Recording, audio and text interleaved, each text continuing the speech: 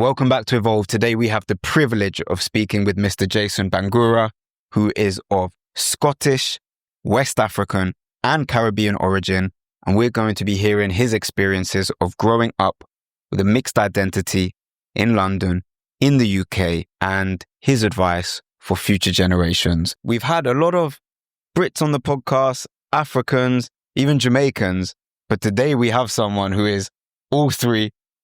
So welcome to the podcast, Jason. Thank you very much. But it's a pleasure to be here and to sit down and have a good conversation. Yeah, we're honored to have you here today. And for someone watching this who hasn't seen you before, could you just introduce yourself and your background, please? So my name's Jason Bangura, Jason Mulai Bangura to be exact. Born and raised in East London, born in Whitechapel Hospital. Grew up first 10 years in Shoreditch, the Hackney Road, Shoreditch, the Boundary. So they used to call us the Boundary Kids.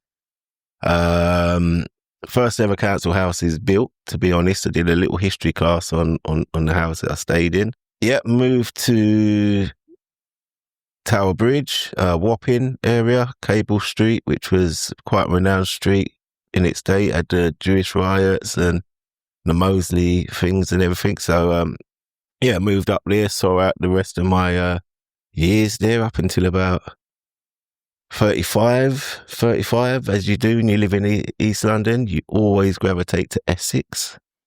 And so everyone ends up moving to Essex. And that was Grays. And then from there, we ended up here in Margate. And, it's where we've been ever since. So, yeah. And at home, in terms of the cultural background, what was your mix at home? So at home, massive influence was Scottish and African, Sierra Leonean and Scottish. So both my parents were mixed, like myself. My dad's side was Jamaican Scottish.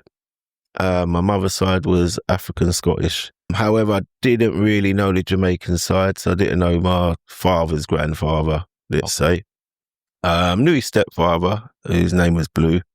He used to cook a great curry chicken and always drank a ginger beer every day. But yeah, so the main influence in my household was the African side. I saw my granddad basically every day.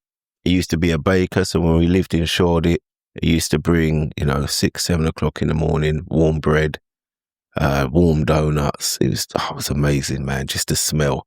And back then you just have, you cut the bread, butter, and it's warm, and that was it. You're just in heaven. So, and then the Scottish side of me, I saw a lot of my grandmother as well. Spent a good few of my summer holidays going up to Greenock in Scotland. She was originally from the Highlands, a place called Alizay, beautiful, stunning place. And then ended up in Greenock. So I got, a lot of cousins up there, who I don't get to see much now, but when I was young, I used to see them quite a lot, loved it.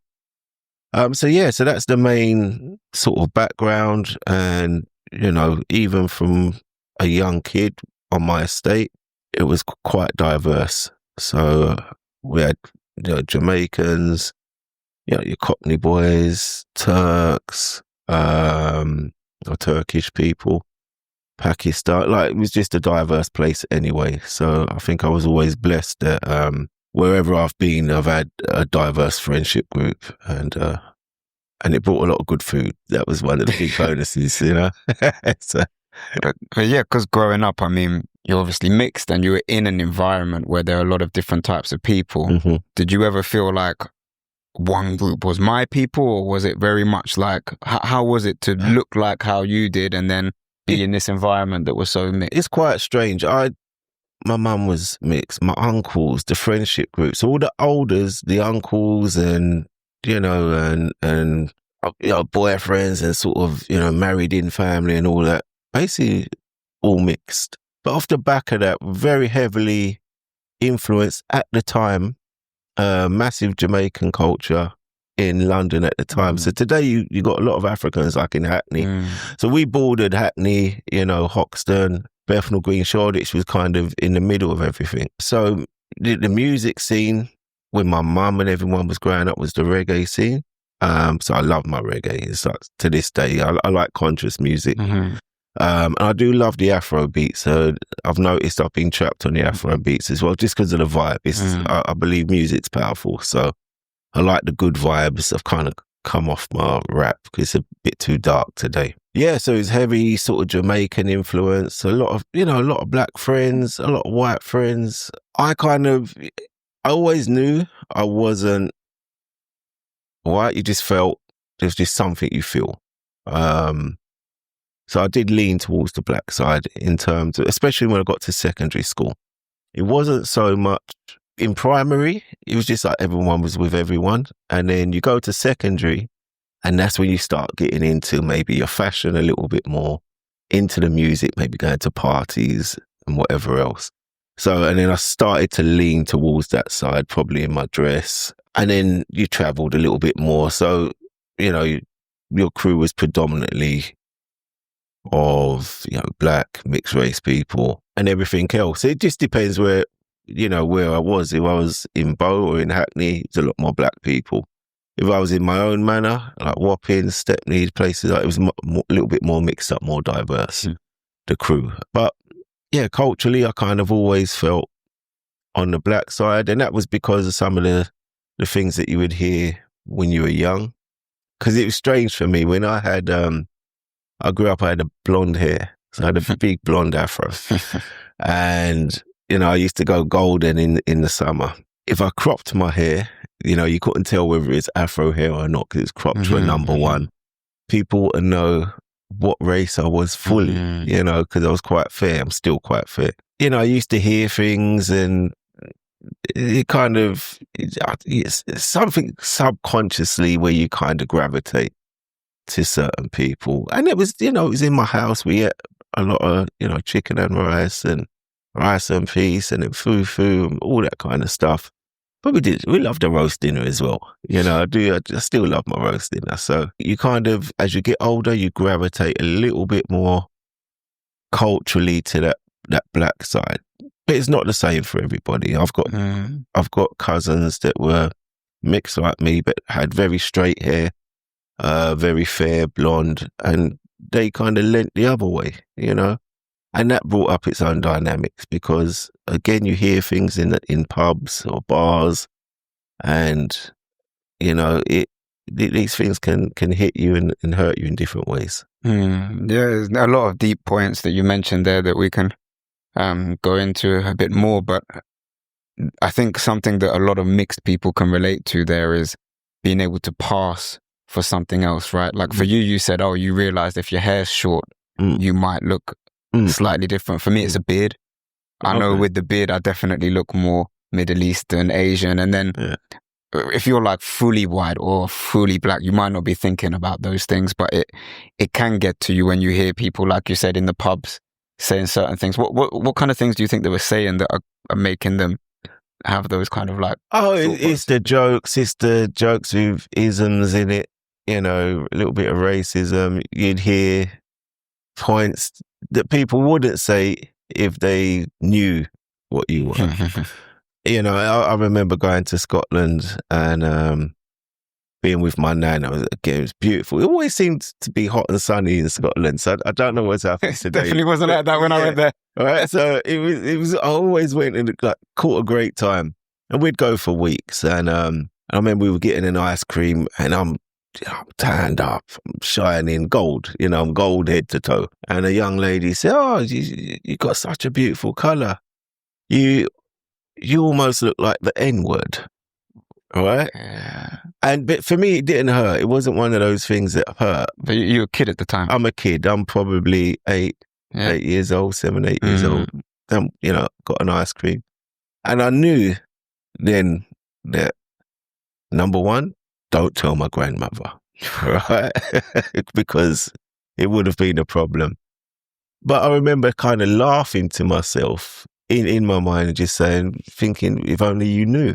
Because that's what I was. So yeah, so you get little innuendos like that, and you kind of knew it when it came to the police or something like that. You get, especially when you get into your teens.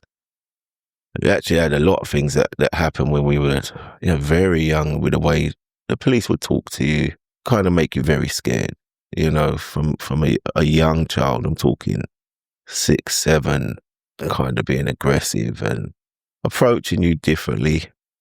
So you knew you were kind of targeted for what you look like. Which to me was unfair because, you know, it's good and bad in everybody. So but you kind of knew you were different. You know, there was secret little things that would go on just in schools as well. I remember being packed off to like a special school once. Okay. And, you know, didn't know why no one said anything. Stuck on a minibus, taken to another school. The playground, I remember it because they had a playground on the roof. Never knew why. You know, and when I told my mum that I'd been packed up, she's like, what do you mean? And obviously she went to the school, what's going on, blah, blah, blah, blah. But they kind of just thought differently. There were things that weren't right. You know, I got into education. I became a teacher, you know, a senior leadership at one point. So things become more and more stark as you grow up and you realise, oh, that's what happened. You know, I worked in inclusion, run inclusion departments, and you realise what's going on. Yeah, I feel like it's once you get older, because at the time you just go along with it. You're a kid, you're not questioning it. But I used to get taken out as well in growing up here in Kent. I mean, as a kid, I would call it mental club, which probably is not the nicest way to do it, but I couldn't understand why else am I, despite having 2 British parents, being taken to a room to be taught about, you know, in England, we cross our legs. We do this. This is how we speak. And I'm thinking, but I speak English at home anyway. I know these things. And then I'm looking around and it's like, okay, there's a mixed race kid here, there's a black kid here, there's a whatever Eastern European. You all look the same. And I'm just thinking, all the same kids, And I'm thinking, okay. And then as I get older and I look back, you do think about those things. And maybe that's part of the reason why, despite, you know, you love the roast dinner, I love a roast dinner. There's so many parts of that British culture that are in us. But something sometimes makes you feel that no matter how hard you try, you're never really going to be there. Fully accepted. You know, I don't look for acceptance today. There's going to be people that like me from all castes or races, whatever you want to call it, all colours. I am me. You know, I can't be anybody else. There are many sides to me. You know, there's the African side, there's the Scottish side, there's the East London side to me, you know. And you develop. I'm a businessman today. You know, I run 2 businesses. So at each point, I'm developing and learning. And I've learned I don't look for acceptance at all. I stand on my own 2 feet. I believe, my own merits. I try not to be big-headed. I try not to be rude. Probably inevitably times where I probably am and rub people up the wrong way. I apologise to all those that I've done that too. But it's life is an evolution, you know, and you change. And what I used to think at 15 is totally different to how I think today at 50. So, you know, I just think you've got to embrace. You can only be you, love you. You've got something to bring to the plate. And, you know, if the world wants to accept it, cool. If they don't, that's cool as well. I feel like you get a lot more respect when you command that respect, that you're comfortable and you're not seeking the acceptance of others. Ironically, that's when people often end up accepting you because they say, oh, that guy, he's got something about him. Right? He's got that self-respect. They gravitate to you, you know, and I find most people, they like a little bit of difference. You know, the industry I work in, there's not many that look like me. I've been embraced. I think a lot of people, they like the change. They like to see new people coming in. So for me, that's something that should be valued. And I just think mostly inside of people, they're good.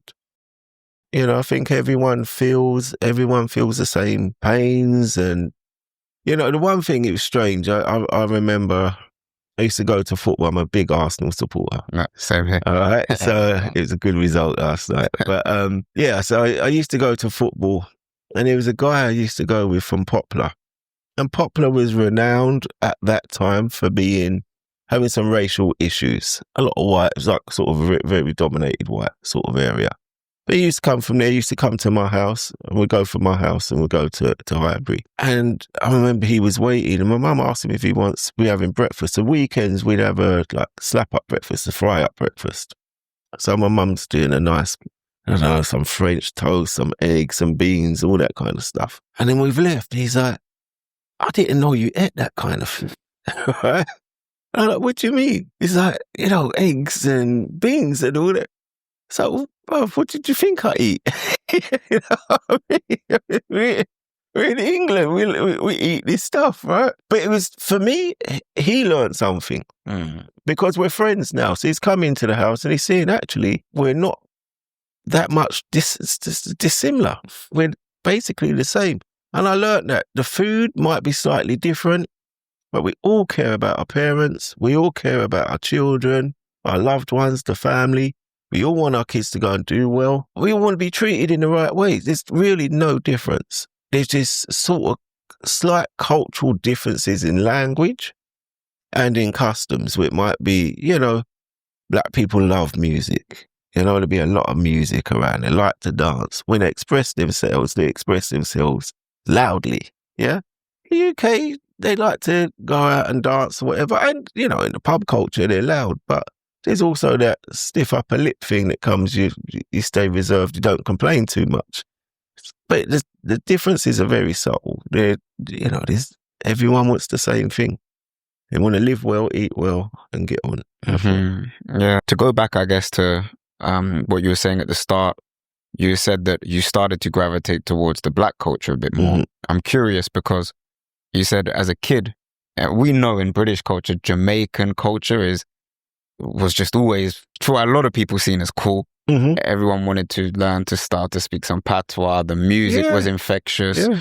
So when you're saying that you started to get closer to the black side, was that more the Caribbean side, or did that also mean the African side? I mean, as a kid, when you said you moved to secondary school, was that more Jamaican? The African side wasn't really strong when I was growing up. So like I said, if you look in Hackney today, like when we were in the schools, the amount of, Nigerian and kids from Ghana and other places in Africa was massive. There was like a massive influx. But when I was in school, my name, Bangura, was like people would make fun of it because they didn't hear these African names. Do you get me? I don't get you had one or two or whatever, like a few there, but it wasn't the amount that you have today.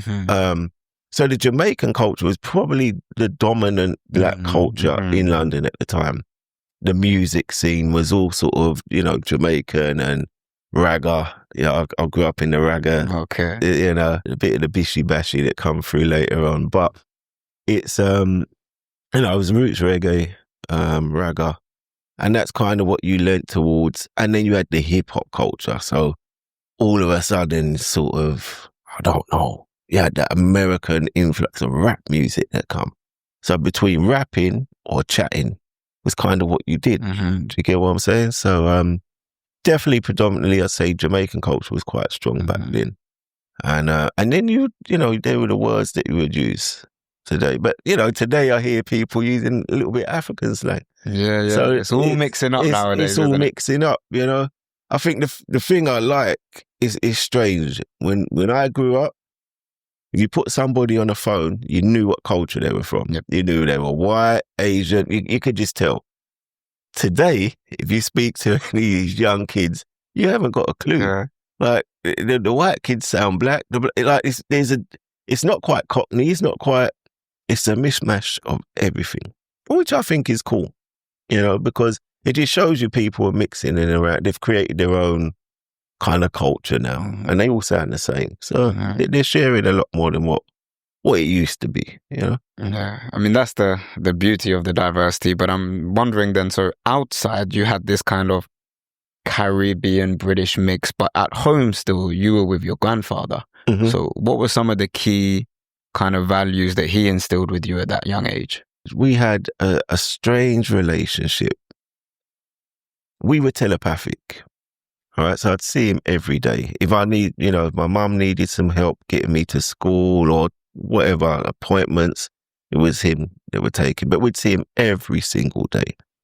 to the point I had a key to his house. Because he only lived, I don't know, 400 meters, 500 meters up the road. So I would every day, kind of when we moved to Wapping, I'd walk up Cable Street. And he knew I would either see him on my way out to go and check my friends or on my way in. So it'd either be sort of 6, 7 o'clock or, 9 o'clock when I'm heading home. What he taught me wasn't really through words. It was kind of through actions. He cooked. So he's renowned for his food.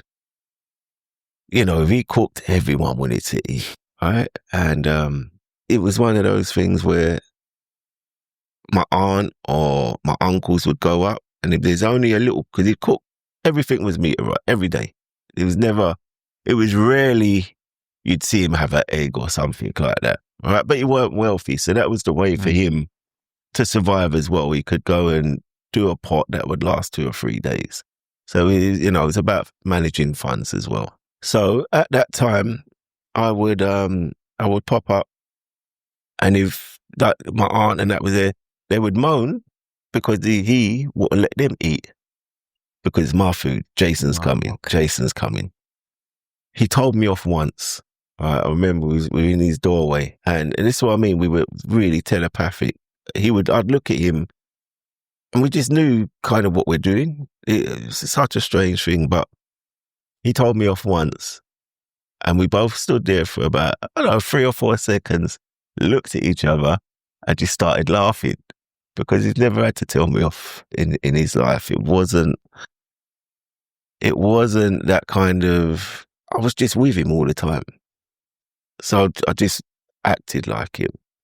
I knew when to sit down. I knew when to talk. You would learn the quiet manners. You had to have manners. And there were times where I used to do a lot of gambling and stuff back then. I was really young. And I remember I used to know the language more as a baby than I do today. So I kind of lost it today. Is that Creole you mean? Or? Yeah, it's Timini and Creole. So it depends who he was talking to, because we had a lot. So you got Amaras, Kamaras, Bangoras, and they're all from Timini. Same kind of people related. So, and they would make fun, because one's like a Tweety bird, the name means a little bird, one Bangor is like a lion or king of the cats, that kind of thing. So they'd be making fun of each other, But yeah, so it was just, in terms of what he taught me what being a man was being there. So whenever my mum needed something, he was there. And it wasn't money. Like I said, he wasn't a wealthy man. He cooked for his family. Like, if they needed him, he was there.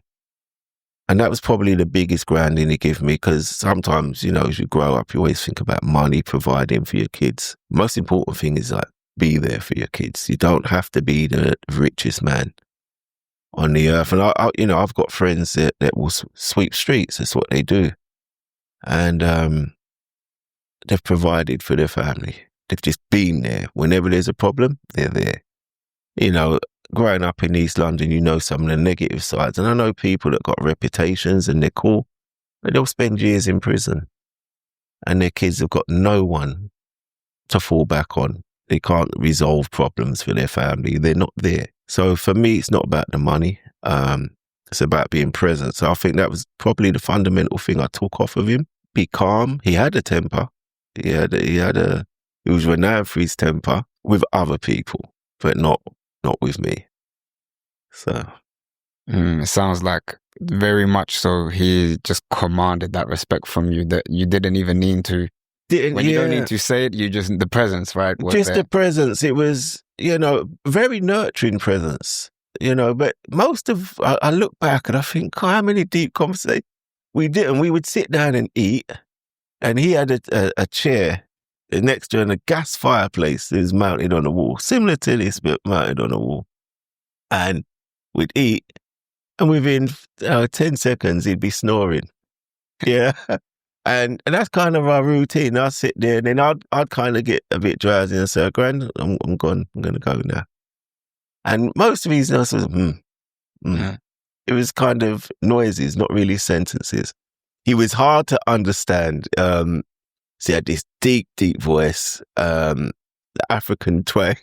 So I used to laugh because when he used to talk to my friends, Like, they'd say something to my friends, and my friends would be looking at him because they haven't got a clue what he said, but they're nodding their head like that.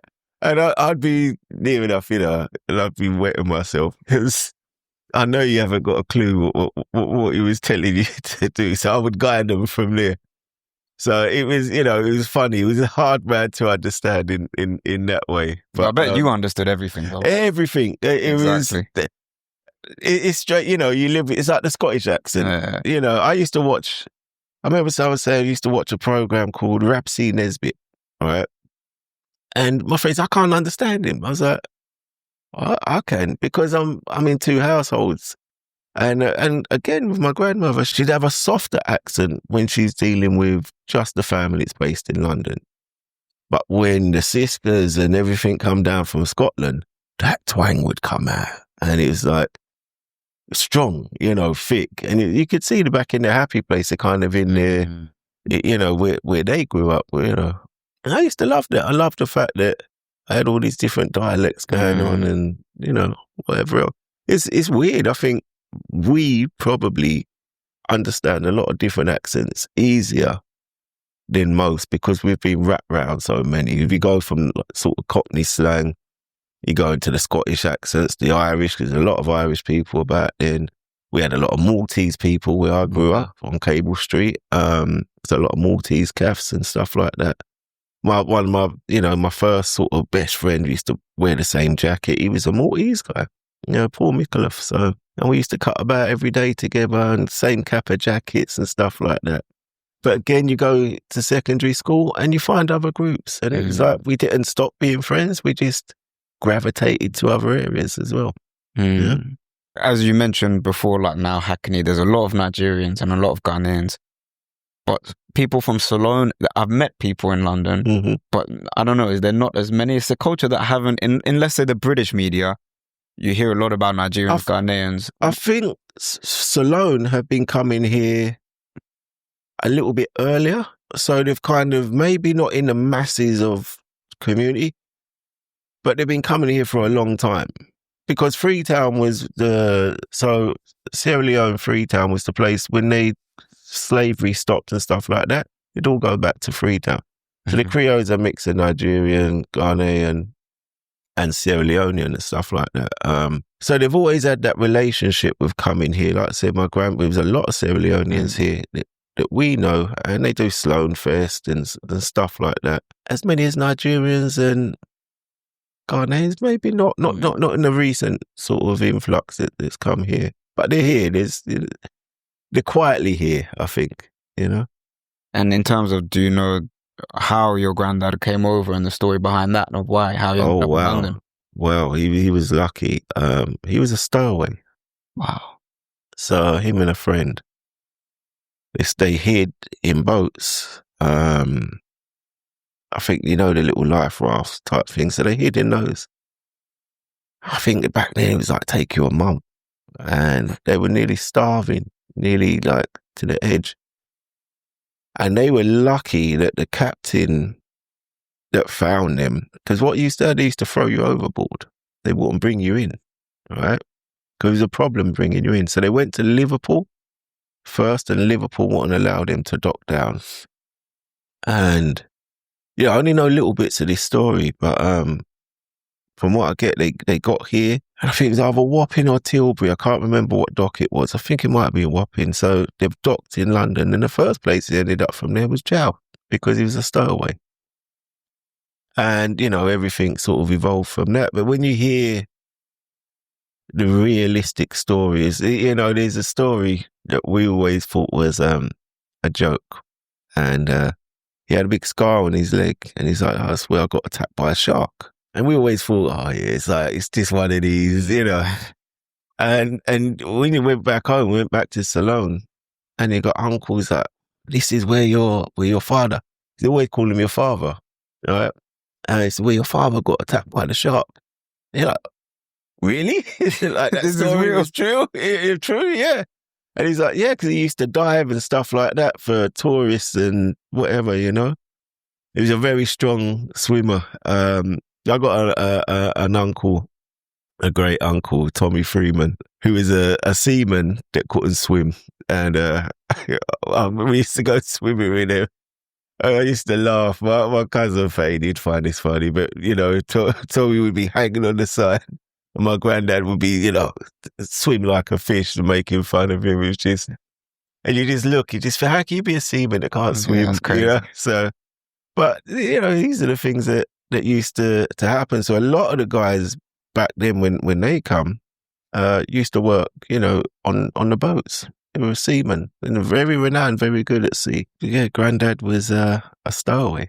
Yeah, wow. I mean, when hearing the first part of the story and how he was with you, and then knowing the backstory of maybe what he'd gone through, I mean, it's yeah, there was, by all accounts, another day or two and starvation. So.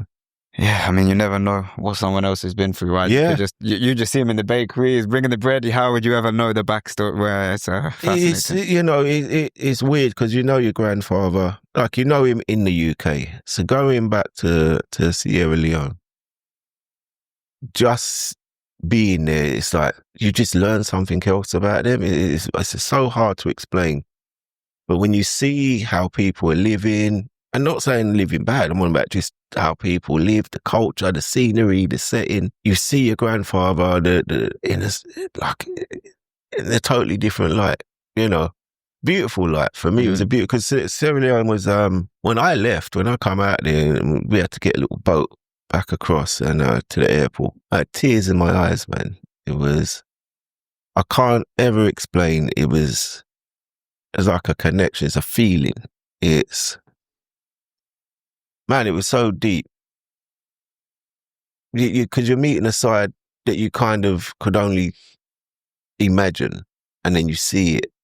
And the love from the people, the love from your family, people take care of you. But just how people, like in London or in the UK, if you look at someone, it's almost like who you're looking at kind of thing. Confrontation. There's a confrontational aspect to everything, but out there, if you catch someone's eye, it's like, ask the body, it's like, how are you? The body fine. And the body's fine, sir, and that's kind of like people would talk to you. And I remember learning, I wouldn't know it now, but there was a guy who couldn't speak and couldn't hear. What? So he did sign language, right? He taught me how to talk to him back in a couple of hours, just do certain little things with my finger. And we do little things like you'd point to your eye, and within a few hours I could communicate with this guy quickly, but everyone could. It's like everyone learned how to talk to him using a sign language. And I don't know, there was something about, it's hard to put your finger on it. It was just something there that was like spiritual, that was kind, that was really satisfying for the soul. And that's the only way I can say it. It's just something you feel that was just deep.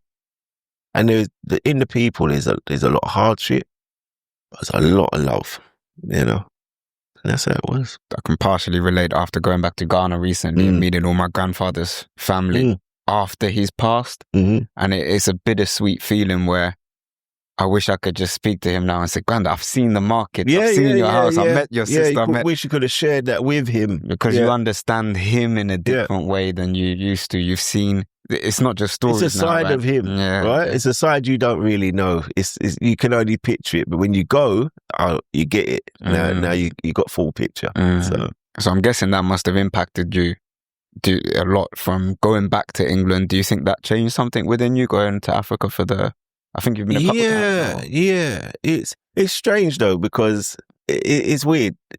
In Africa, I'm not really black, but in England, you're kind of black. Yeah, right? Yeah. It's a strange thing that goes on, right? And for me, it don't bother me. I don't try and get in what side you love more or whatever else. I am what I am. We're kind of a new race of people, really. And I just take from everything. I think I'm extra lucky because I get two sides rather than one side, So it's how you choose to view it. You see it as, fortune or not. It's, so I see it as a fortune. That's a deep point though, because I feel like in Ghana, there are a lot of African Americans or people from what they call the diaspora, a lot of Jamaicans who want to retrace the lineage, especially if you're growing up in the West, you're a black man. Yeah. And as soon as if you have what you call, I don't know, fairer skin or whatever in Ghana, you are white. Yeah, that's that. So, that's it. I mean, it definitely must play on people that, it's, I guess, redefining your identity and understanding a little bit more about, like, for me, the word that's used a lot in the West, black, I understand why people use it. But for me, it's just, there's so many layers to it that sometimes, like, for example, I'm Pakistani. What is brown? Is it Bangladeshi? Is it Sri Lankan? Is it Mauritian? Is it Maldives? So there's a lot that connects us, but there's also a lot that distinguish us in different languages and cultures and food. So it's weird. Yeah, I know people. You could be black and just be so adverse to your own culture. Does that make you black? There's so many ways to break it down. I always go, I am what I am. I had no say in the matter. What I am is what I am. So I just try and bring common sense to something. These are people I love. These are the two cultures that I really know. I feel an affinity with them. And I also know, I've got Sierra Leone, I've got Scottish. I'm fundamentally very British. If I go abroad, a lot of my outlook or customs are British. We say something, it takes a lot of different spices to make a fine soup. And I'm just like, I hope I'm a nice soup. But you get what I'm saying? It's just 100%. Like, I've got a lot of different spices, a lot of different influences in my life. I try to be positive in life and I respect them all. I love them all because the Scottish side showed me love. The African side showed me love. And the community I grew up in mostly showed me love, and that they're made up of everything. So, and that's it. That's what I try and stand by. I've been lucky. I had a strong parent, and don't get me wrong. Growing up through life, you're gonna have your hardships. You're gonna have your disagreements and your imbalances, but you get through them. And I was very lucky. My mother was very strong. She's a single parent. My dad's a nice guy, but I wouldn't say the most committed. I won't say anything too bad about him. But he's not a horrible person. And my mum always brought me up. She said two things to me. You won't be ashamed to bring friends to your home, and you always eat well. And I watched her do both. She made a beautiful home, decorated herself. And I remember going from, newspaper on the floor to keep the floor warm to we got a carpet, then we got a sofa. And, and developed. So, I'm blessed to have a mother like that. And I had uncles and aunties that would spoil me. There's a lot of love, man. And there was, and sadly, there's a lot of things that were heartbreaking in life. We've gone through, some of the worst tragedies that a lot of families have gone through, probably in East London. We grew up in the heroin epidemic, in the crack epidemic, and you lose good friends to some of these things. People you used to really admire, cool people. The loved ones, the people in your own family that sadly some of them you lose, friends. I've lost some really good friends. And they're the things that hurt because you kind of got more exposure to a lot of the negative aspects of life when you grow up, with a lack of finances, or you grow up within, a certain environment. There have been times there can be violent places to grow up and whatever else. So I think sometimes we focus so much on the negative side, we forget all the lovely stuff that goes on with it. So I think that a lot of the tension and sometimes why people do get into problems is when there is a conflict in themselves, and the fact that, okay, some people could look at being mixed as a way of, identity crisis and all of those things. But because you've got love from the Scottish side and then also from your grandfather, you kind of knew who you were. Like, you knowing that Bangura is not, you're not trying to hide your surname. I remember you saying to me before, you're proud of the surname. I was proud of it. I remember we used to have some, like, especially like Jamaican friends, and some of them would take the mickey out your name. But I would just say, well, you know, I got this name because we never got caught. It's our African name. Do you get me? We fought. And, you know, my great grandfather was the last guy to take Sierra Leone to war against the English over the Hut Tax War. You know, so I've got a lot of stories to be proud of. I am part of it, whether people like that or not. It's part of my culture. Some people be happy with that, some people won't. It don't matter. I'm happy with it. So that's what I look at. I teach it to my son. You know, my son's name is Mulai. I always knew I was going to call my son Mulai. Is that your middle name as well, is it? So my name is Jason Mulai Bangura. Okay, my grandfather's name was Mulai. Okay. So I always knew I was going to give that name to him. And it turned out, it's strange because my grandfather, I think, died on the 22nd of September. My son was born on the 22nd of September. It's also my aunt's birthday. That's destiny. Yeah, man. It was like written, you know. Wow. Yeah, I've had, you know, some African people tell me that's a very special event to happen. It's symbolic. Like, you know, when I lost my grandfather, that was probably the hardest time in my life. Probably my most rebellious time, because he was the one person. He kind of knew me. He knew me inside out. So, like I say, when you don't have to talk to someone, when you just look at someone and you know. So that was the hardest time of when I grew up. When he went, yeah, I'll be honest with you, I think it took me up. I was probably about 45, man, by the time I come to terms with that. It was, it always sat in. It's like it got took from me way too early. And now I kind of come to terms with it. It lasted a long time. Yeah. But life goes on. We're the legacy, so you have to stand strong. I remember there's times in life where I could have took 2 different roads, and I just saw him saying, you can't use me as an excuse. Like, if I'm going to value him and give him some honor, then I have to do right. I have to do something different. I have to do well. And, you know, sometimes I understand people, they lose people and they give up. And they forget that the whole purpose is you had them because they're in you. Now you take that forward and you do one step better, you know. And then I hope my son does one step better than me. And that's it. And especially when it's someone, as you mentioned before, the presence just grounds you so well. It was the same for me, that I, after losing him, had that phase where I just, wanted to go out and just drink. I didn't know why I wanted to do it and party. And then I know he would be telling me, what are you doing? If I was doing all that. But then my thing was I didn't really want to get close to anything African or Ghanaian because it would remind me of him.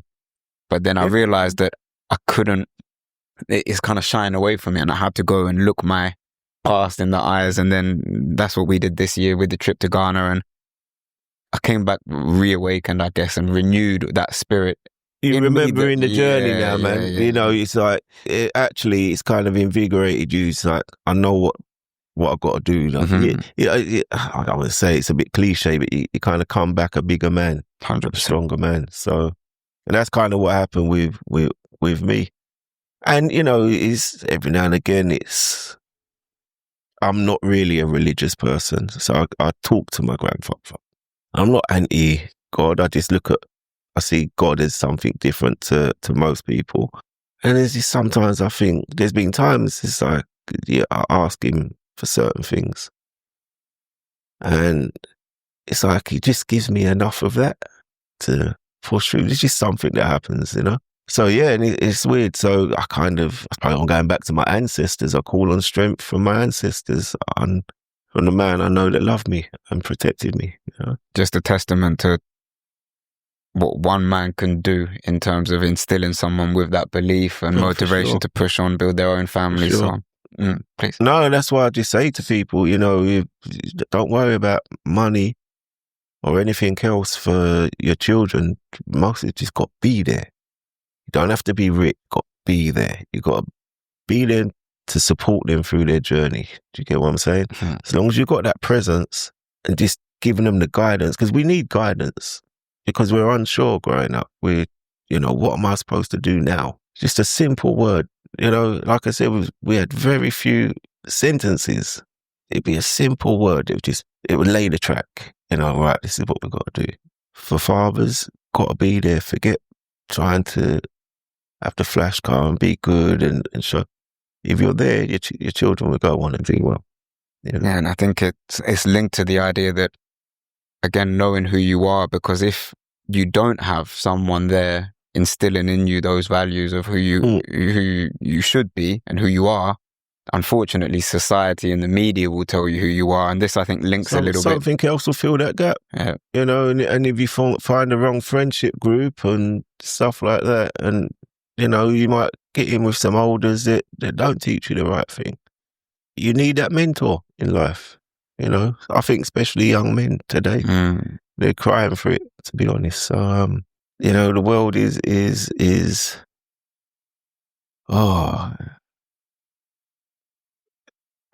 an uncertain time. I think we're going into a technology era, an era of lots of influences, influencers, you know.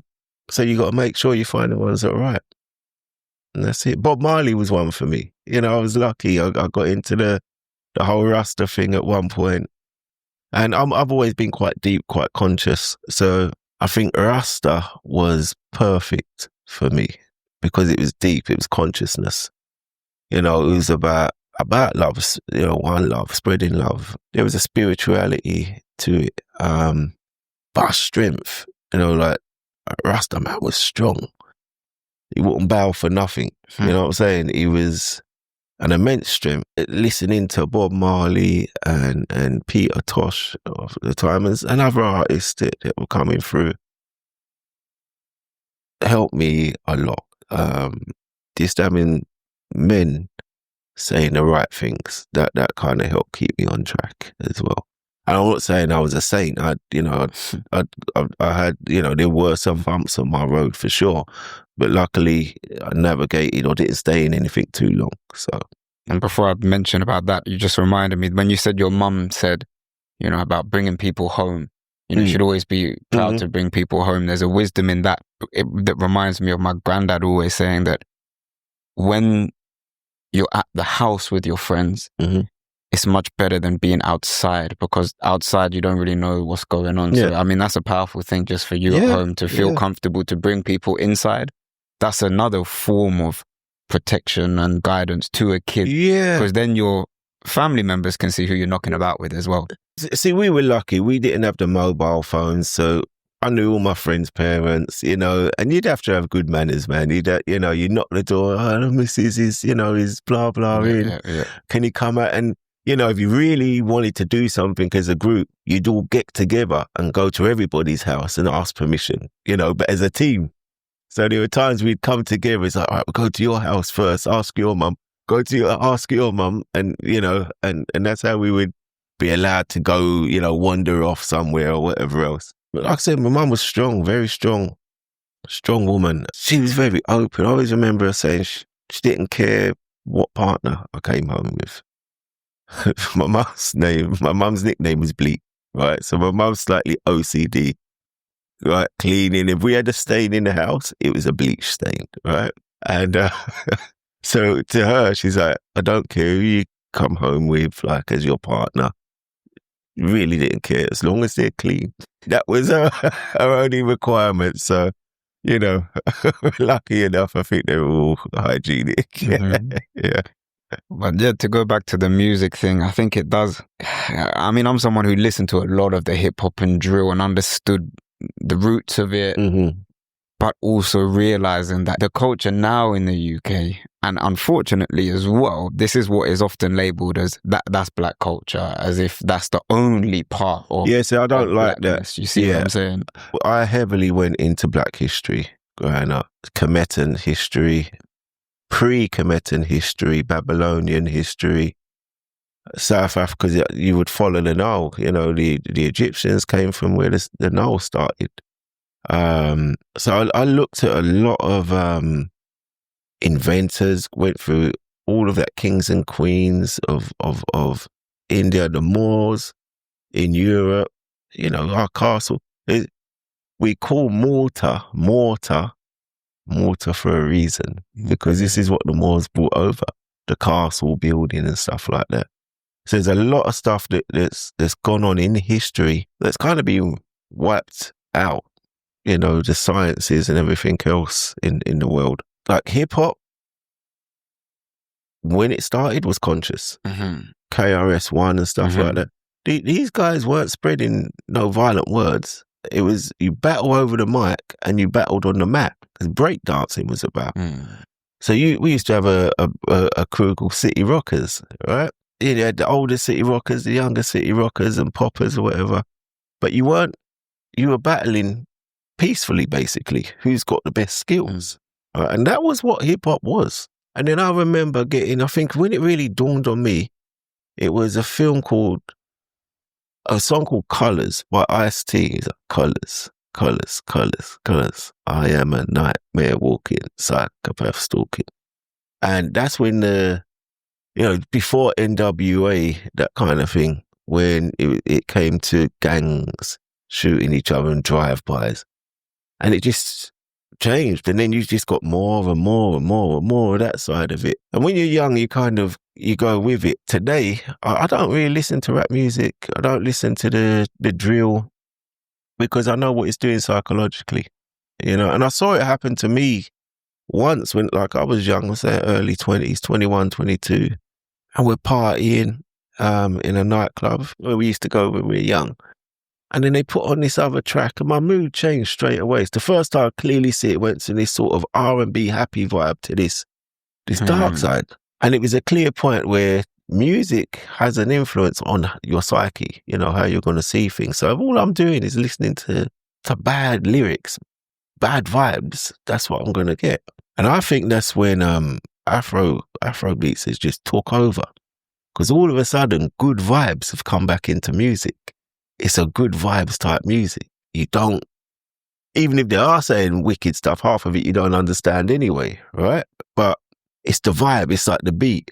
It's uplifting rather than this constant, I don't know, this ghetto funk type stuff, which I just won't listen to anymore. I like my roots reggae, my Afro, but I listen to classical music and stuff like that as well. So it's, I like what I like, you know? And again, people, do your history, find out about Beethoven, Alexander Pushkin. You know, these people, black, mulatto, whatever you want to call it.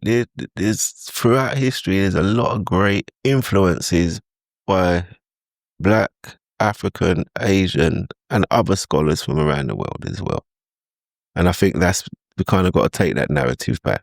Yeah, back to the history point, I think is so essential, and just, I mean, the ignorance of not just pretty much all communities, really. When we see a Jamaican, when we see a West African, when we see an Indian or Pakistani in the UK, most people, I admit myself, I don't know enough. But when I was in Ghana, we did some of the kind of history tours. We saw the Cape Coast, the castles, and all of that history. You see the dungeons. You see the dungeons, you know, and all I could think of at that moment, of course, first the shock and the atrocities, but I just thought, if everyone at home in England could see this, how we view each other would be very, very different. Because at school, I remember them brushing over the empire as just something of like, Christianity was spread, it was positive, we help people speak English and all of that. But there was, you have to see some really brutal Listen, in my era, like I said, we had the National Front when I was a kid. It still had apartheid. I think it's up to 1980, if I remember. It's fresh. This stuff has been going on for a long time. So that kind of stuff has only just stopped. And now already, it's only been, I don't know, 30, 40 years since then. And, people are starting to complain about it already. It will take the psychological damage that's done in the brutal system. It takes time for you to kind of get over that. When you've got nothing to uplift you, I remember we learned about slavery in school and I weren't interested, right? Because I had no pride in slavery at all. I don't know why they tell you about Black history in school and revert back to slavery all the time. Because it's actually, if you look at the history of Black people or the Black diaspora, it goes back 8, 9, 10. If you're biblical, you're going back 8,000 years. All right. If you look beyond that, it goes even further. So why are you giving me this couple hundred years, 400 years here? It's quite recent. Why are you not telling me who built these temples? Who built these pyramids? Who built that culture? They got cities in Nigeria bigger than London, the first universities of Timbuktu. So why are we not getting this? Why am I not getting the stuff that we've done? You talk about the light filament, and there's a guy, I think it's called Latimer. He's the one who did that, but someone took credit for it. Henson, first man to the poles. There's so much that is out there that is never told. And that would give people a different pride. Well, if they can do that, I can stand up to be that. I can be a great inventor. I can be this. But if all you keep giving me are these,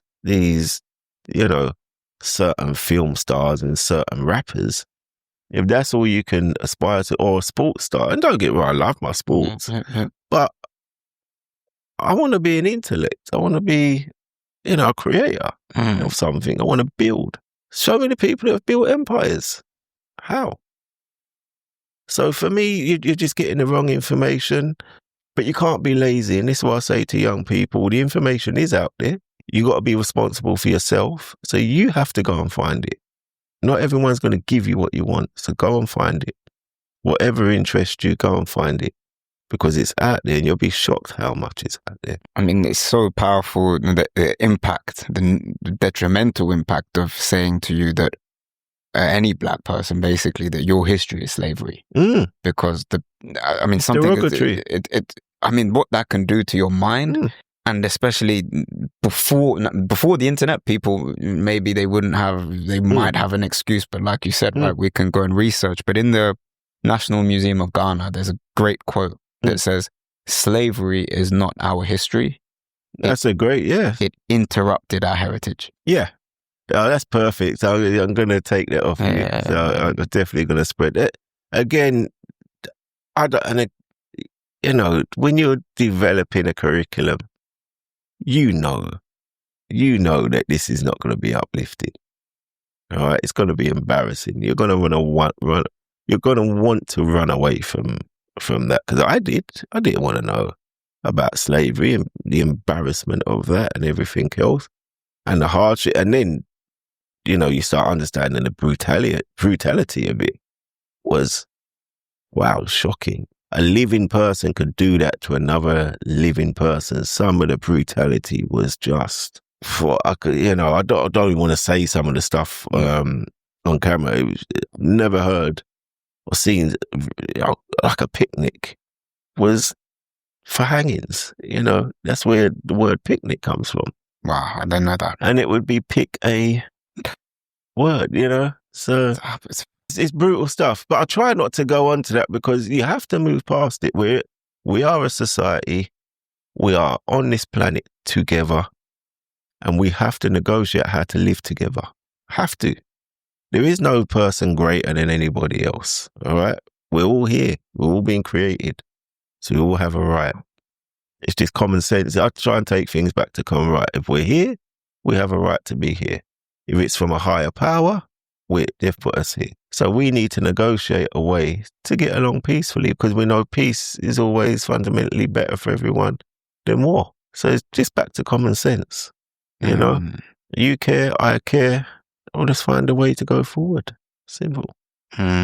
Definitely when you read and educate about your own history rather than, and again, I love the athletes as well. You know, it's just that for me, David Beckham does not, like, whiteness isn't just represented by David Beckhams.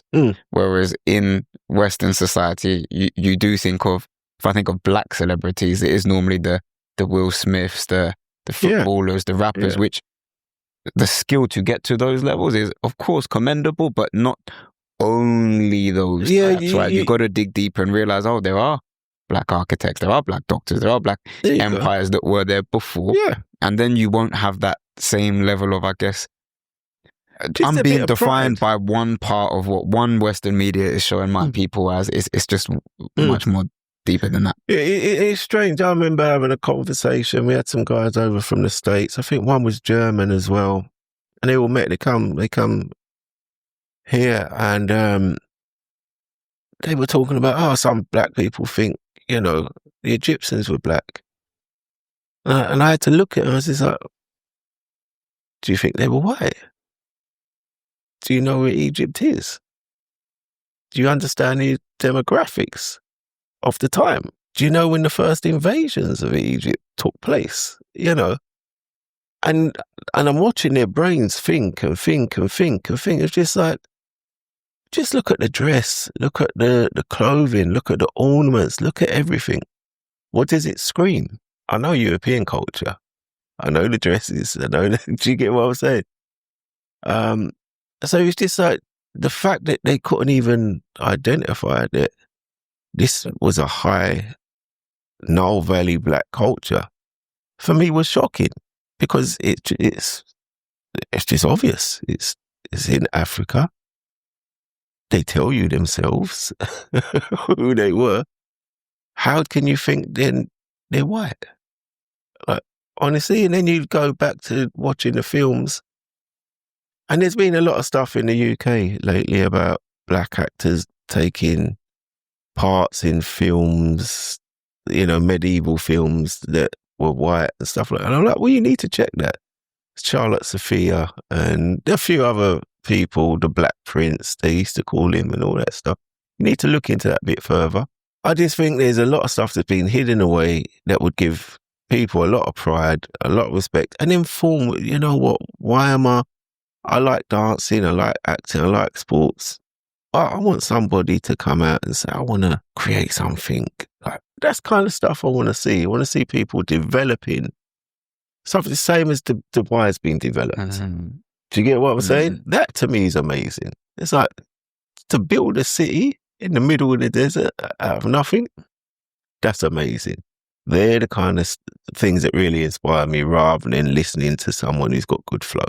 And I think that the reality is, even now, there are people out there doing those things. You just have to go, and this is the beauty of YouTube, where you can go and see, okay, in Ivory Coast, this development's happening. In Rwanda, this is happening. And it just won't be shown. And this is, again, I'm not blaming Western media. It's just, I no longer need them to tell me about different things, because we've got the internet. You can go and research and see and find them yourselves.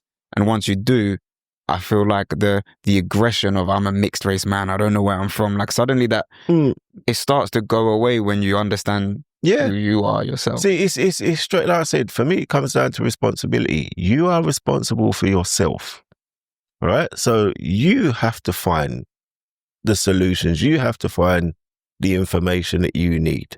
I was lucky, so I've never really felt lost with identity, because I say I was lucky that uncles, everyone kind of looked like me. So I never had to, never had that battle. There were times where I knew I didn't quite fit in on that side or on that side. You kind of knew that, but I kind of was quite happy being who I am. All right. They used to call us a different word back then. We weren't mixed race. So the word they would call us was half caste. All right. That was a word. And we soon learned that you don't use it. It's not a good word to use. But I was heavily, like I said, the influence of the black side got me. I ended up doing Black history, in education for Black History Month, again, which I didn't really like because it shouldn't be for a month. It should just be in the curriculum like any other subjects, right? But it's got to get out. You got to get some stuff out anyway. So yeah, I used to love researching that stuff. And there used to be hours I'd go home and on a Friday night when I should be partying and I'm reading books, man, like thick as that kind of thing. And I'd look into all kinds of history, you know, Jewish history. I'd look into Tibetan history, you understand, Buddhist and Taoism. And I'd go through various different stuff, you know, because it was just, I tried to find the essence. A guy I like listening to because, you know, I got quite into mind work and, you know, I was like talking therapies and stuff like that. And it was probably just part of a search of learning about myself as well, developing myself. There's a guy called Jiddu Krishnamurti. And there's loads of old films with him doing talks. And he was kind of set up to be this, I think it's a theologian society, but to be this new guru, this new Jesus Messiah type character. And he refused to do it. And he was one for, you want me to give you the answers. That no one can give you the answers. You have to find them for yourself. Don't matter what guru is on this planet. They might be able to take you to the door, but only you can walk through it. So you have to be responsible for yourself. Stop looking for everyone to give you the answer. Work it out. Be an adult. Work it out for yourself. And if you're young, start the journey. Find out for yourself. Stop believing. Human nature, we love a story. We love to believe and let other people give us the answer. Whereas I think you have to sit down, question it, and then just apply some common sense. You know, how much of this is an elaborate story? How much of this is a core truth in a story? And apply and go and be happy to go with what you feel. Always be open, because once you learn something new and you change your opinion, you change. I mean, like I said, I think we said this at the start, what I thought at 15 and what I think today is two different things. It's because I used to be adamant, this was that, this was this was that. And I just learned that actually I know what I know until I know more, you know? And that's kind of how I look at it. I mean, that's why we call the podcast Evolve, because it's a constant growth of the mind and it's developing for sure.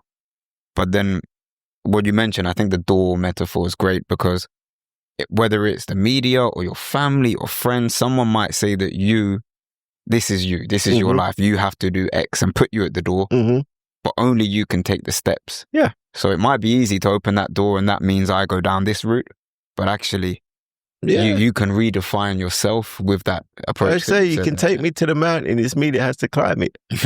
I just think people need to be a lot more responsible, be accountable for your actions. You will do things that you shouldn't have done. The problem is if you keep doing them. If you do them over and over again, then you're starting to look, it's not a mistake no longer. You know, like say evolve, you've got to learn from things you get wrong. And I mean, it comes down to what you said about turning the news off. I found that part of me just becoming comfortable with my own identity was turning the news off at home, because I understand it's good to be aware of what's going on in the world. But when every time I see someone that looks like me or has a name like me, it's a negative story or it's a certain image that I don't really align But you don't with. Recognize really. Because that's not, I don't know if this is me sounding egotistical, but I don't see people who look and sound like me and whatever on the news. And if the test that I do is, because I'm also half Pakistani, if you go into your YouTube algorithm now and type in British Pakistani, you let us know like what comes up there. But it's not people like me or people like my family who are contributing and doing positive things.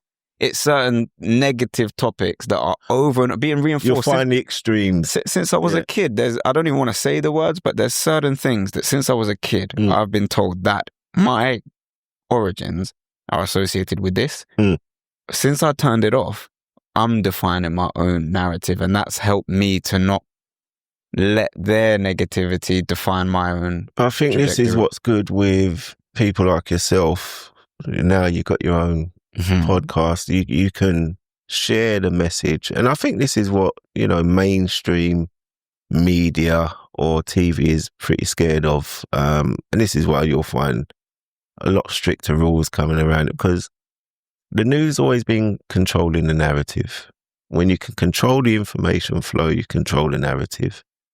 When you've got independent journalists or investigators or whatever it is, doing their own shows, discussing or bringing more awareness, sort of, standing outside the box to some degree, they find it hard to control that narrative because you're giving them other options and viewpoints. So I think this is why, a show like this is really, really important, because young people are more on social media, more, I think Joe Rogan and people like that get more views than CNN, right? So it shows you the power of streaming or, being on the internet yourself. We're having an in-depth conversation today. It's just a conversation, I'm learning your perspectives, you're learning mine, and we form new perspectives. That's evolution. That's what you need to evolve. And I guess to take it to today now, there is a focus on identity and different people and divisions. Massively. I mean, as a man who's grown up with such a mix, and now you said it took you up to 45 or whatever, but it seems like you've got to, you're grounded now. You've got a security in yourself. What I guess message could you give to people maybe a bit younger who are, I'd say, be dealing careful with all of this? Yeah, be careful who you follow. Be careful who's being put up as the people to lead the organisation. It's not for me to say. You dig deep. You work out who you should be following. If you're just angry and you think just because you were born a certain shade that you're superior, then you have to question that. It's just not common sense for me. It is stupid and sounds stupid. If the shoe was on the other foot and I'm Chinese, because I'm Chinese, I'm better. All right, it's just a nonsense to me. We are what we are. As I said earlier, we need to find a way to get along. The old system is over. Okay, places like the UK and Europe, I'd say predominantly, don't produce much. We don't have much here. We don't have manufacturing, but we don't have raw materials. We need to work for people in Africa, in Asia, and other parts of the world. Russia's self-sufficient. The United States is self-sufficient to some degree. China, Africa, India, these are self-sustaining countries. Now, with the setup that we've got, you need to build relationships. So the bullying aspect needs to be put to the side. It was a one-sided deal at one point. Things have evolved. Okay, there are different nations. There are Russia, there is China. They're as big as America. Okay, maybe bigger. So the dynamics globally has changed. Respect the people you deal with and do business. Business for me should be you win and I win. When you get a deal and you both walk off happy, cool. Because your family gets to eat and have a nice life, as does mine. So it's just common sense stuff for me again. Some of the British people are not really understanding the dynamics of the world. Africa is, if I was going to set up business, I'd probably say Africa's the best place if you're going to get wealthy today, because they're in that building phase. Yeah. And they've got the resources and their relationships now with China and Russia for machinery or whatever else, and skills, architectural skills, whatever it is. That stuff's starting to happen and blossom. So I think the West and the United States really have to come to terms with that at the moment. It's more of an even playing field. That does scare me to some degree, because it seems like we're playing with war, which will do nothing but hurt the average person, and all the rich people stay in power and have a lovely life. We're running out of money in the UK. It's clear to see. And we keep sending it over to other countries to support wars or whatever else. We're pretty much broke. And I would say to British people, don't blame each other. Don't blame people that don't really have any control. Stop looking at each other and look up and see what's going on. And that's where I would kind of leave it. Just question everything you think. If I've got a thought, question it, look at it from many different perspectives, and then, make your assumptions from there. But don't just follow people, because you'll follow a man to your grave. You know what I mean? We shouldn't be sheep. And just because someone's got a loud voice, look at them. What do they really stand for? How are they getting in that position? Who's funding them? And do they really care about you? That's it. And I think as two men who do also have white family members as well and white origins, for me, I know when the TV shows that all of these white British people are out there shouting racist words and drunk and whatever, I know that that is not everyone. And I know that they're also cherry picking what's going to make a good story when, as you said, some people are just upset. Yeah. They might not be as violent as they're being shown, they might not be as aggressive as they're being shown. And I feel like everyone is victim now to this kind of cherry picking, and everything's a scandal now, which I guess hurts us and pushes us further and further away from each other. You investigate anyone that you choose to follow. It's as simple as that. I won't follow any person. If I believe and someone's organising something, I'll go along. But I won't go in blindly. I'll know who this person is, what they stand for. If you really want to be tough or stand for something, give your local shopkeeper something. Go to your local farm shop. Keep them open. Actually, spend your money there. Then he can do deliveries. Help them expand because they're in your local community. And rural areas, we're lucky where we are. We're in that rural setting. I think we're probably at a crossroads. They're going to try and sow divide because a people divided is a people conquered. So if we don't get divided and we get smart, this is what I think, just get smart.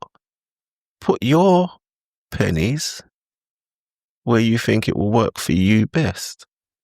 It's as simple as that. Divide and conquer is the oldest trick in the book. Still happens. We've got to be careful that we don't get divided.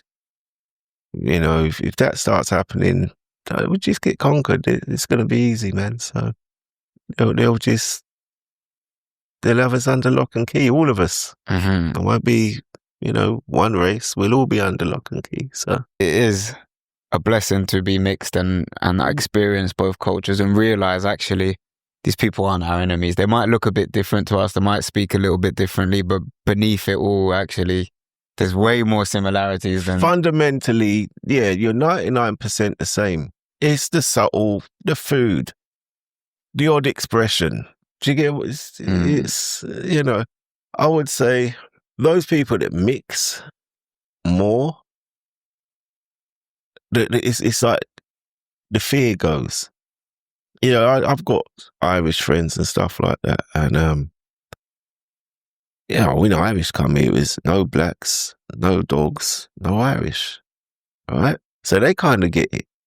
They understand things to a different level. When you mix, when you have people of all races, them fears that people tend to have disappear.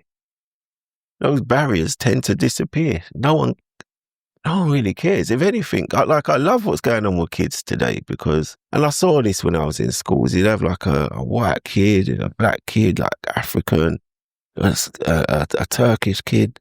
They were just tight. Do you get me? It's like that whole, and this is in Hackney, and it's tight. And I think, you go to other areas, in Margate, it's not as diverse. Or in Thanet, it's not as diverse. And I've had the odd statement, weird things like, my hair, can I touch your hair? Weird stuff that it's like, boy, really? But even then, I don't think it's done from a point of malice. It's curiosity. So let's get rid of the curiosity. Yeah, you can fit. This is how I do it. How do you wash it? Just give them the information. All right? Now they know a bit more. The more diverse a place is, the easier people get on, the more they know that pretty much people are safe. From all cultures, pretty much people are safe. So I just think get to know people, man. You know, get to know people. We just all love our families. We care. Everyone cares. Not a person that don't laugh, not a person that don't cry. So we're full of emotions. You know, we're emotional beings, which is what makes us unique compared to, say, a lot of other, you know, life forms on this planet. We know how to weigh everything up and verbalize it and action certain things. So we've got to come together eventually. It's the only way for peace, you know. For our kids, it's the only way our kids can evolve, you know. You're making me think about my childhood where I grew up with a lot of Black African family. So then, of course, because I'm used to them, I know some other races might have been told, oh, Black people, you got to be careful, scary. Whereas for me, it was the opposite. Because I was exposed, I actually felt it was the opposite. I would gravitate towards people who because I had that exposure. Whereas if you don't have that, someone else, as we said before, is going to tell you these people are like this, these people are like that. And I get it to myself where I can feel sometimes someone will expect me to be one way. And then when they hear who I am, how I speak, I can feel like, you're not like how I thought you were going to be. But can I be angry at them for just being a product of what they've been told? They don't know. If someone don't know, they don't know, right? It's ignorance. Is it malice? This is what we've got to work out.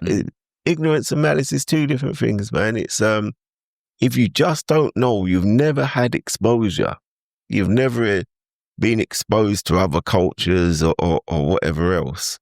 And don't get me wrong, we always have to realize there are things in everybody's cultures that you need to look at. Whether it's white, Indian, Asian, Black, African, Jamaican, there are still things that we all still need to develop.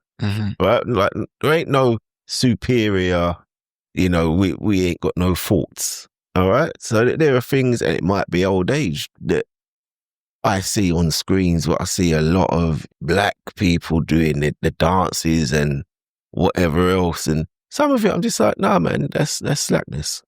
All right? It's not really part of the culture. So there are certain things I wouldn't, you know, if I was to do that back in the day, I would have took licks, right? It's as simple as that. But the bar, and you can see, you look at a music artist, the bar is being set so low in terms of how you present yourself. You know what I'm saying? It's what you wear, like men and women. It's not just like, I watch some of these rappers, what they're wearing today, and I'm just like, wow. Honestly, I don't think I would have made it home if I dressed like that, right? If you want to grow, you observe yourselves. There are things that we need to get right. White culture, Black culture, Asian culture, whatever culture it is. You know, I deal with Chinese people. There's things they've got to get right. You know what I mean? They're very strong, become very strong people. There's still things in the culture that's not good. But it's for you to decide what that is. You know what I'm saying? And look at how you improve. And if someone does tell you something, that it comes from, if I give you a criticism, because criticism can be hard to take, right? But if I give you a criticism, you've got to look at where does it come from? And then you can agree or disagree, or part agree. Because sometimes, like, I don't really fully believe that, but that little bit is something we might need to. And like we say, we've got the music and the culture today that a lot of it I disagree with. I think it's slackness, you know, and it's teaching you your children's slackness. You know, kings and queens walk in a certain way for a reason, no matter where you go around the world. Kings, emperors, whatever they are, right? They hold themselves to a certain standard for a reason. They demand that respect. So you can't demand respect and you're walking around doing the living slackness. The worst things that you could do. Everything's an evolution. It's the same respect that your grandfather commanded with you there. Exactly. That made you, I guess, you know, be in line as a kid is the certain same. Certain things you can't do, right? There's certain things you can't do. And I don't know who's telling these kids. And I think, you know, there's a lot that's in the family dynamics. And we could have gone into a lot more today. You know, I've had a single parent. Mother was great. She was strong. But life would have most definitely been better if there was a father there as well. A good father, right? Not rich, but a good man. I think the dynamics of having a good father, a good relationship when you're bringing up your kids is really, really important.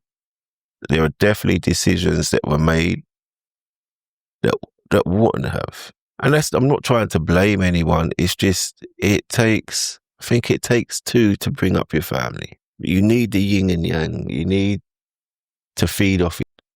You know, I'm a single parent, but there are things that I experience that I would never put onto my children. So I think it's important that you know, this level of what you can do, because sometimes mums are too soft and too easy. Sometimes it's not always. There's always exceptions to the rule, but dads will say, "No, you don't do that. You ain't walking out this door. When you walk out this door, you're not representing just yourself. You're representing your family. You're not representing just your family. You're representing your culture. You're not representing just your culture, your people. You understand? So when you walk out with some responsibility. You don't just go and do slackness and do wickedness or whatever else you're going to get into. There's a certain standard you have to walk with, and that's it. Nah, but the thing is, even if someone has a father in their life, if they're not, as you said, present, that's where it's human nature that someone's going to seek that guidance, which is fine if it's a good mentor, but as we know, it could be whether it's a sort of music they're listening to, whether it's someone else who comes in and says, "Don't worry, I'll look after you," and then that ends up leading down a bad path. You have to be there. Young men, especially, they're crying out for guidance. And for me, like I said, there were certain times in my life, and I can remember 2 times where I was given advice and it just took a weight off my shoulder because I was in confusion. I didn't really know what to do. And that was by an uncle. And he was like, "Well, look, just say this." And I won't go into it because it involves somebody else. I won't go into it too in depth. But just say this and, you know, you'll be here and whatever else. But it was just real simple, couple of line sentence and everything was solved. But at the time, I'm in a panic. What do I do? How do I handle this situation? And I took his advice and said this, and it just smoothed everything out. It becomes so simple. And there are times where you're just not skilled enough. You know, we learn skills as we get older. It's and that's why I always tell people, you know, you have to step outside of your comfort zone. I love what you guys have done with this whole setup, because you're stepping outside of your comfort zone. You're questioning, you're interviewing, and you're evolving. Every interview, you must be evolving. You're seeing so much and learning so much, you know, as well as taking on new skills and becoming competent in the trade yourself. So, you know, I'll take my hat off to you guys for doing that. Nah, huge gratitude. And I can feel like it's hitting me what you said, because again, sometimes it's been my dad, but other times it's been an older cousin or an uncle who, there are certain things as a kid you might not, or as a young man, you don't want to speak about to your dad. Yeah. But then the older cousin's been there and they can say this to you, or the uncle steps in and says, you know, at the time you're in crisis, but then that just 5 seconds. I mean, my granddad used to do it so much. I'd be in panic mode. And 10 seconds is not a problem. Done. Why are you stressing for?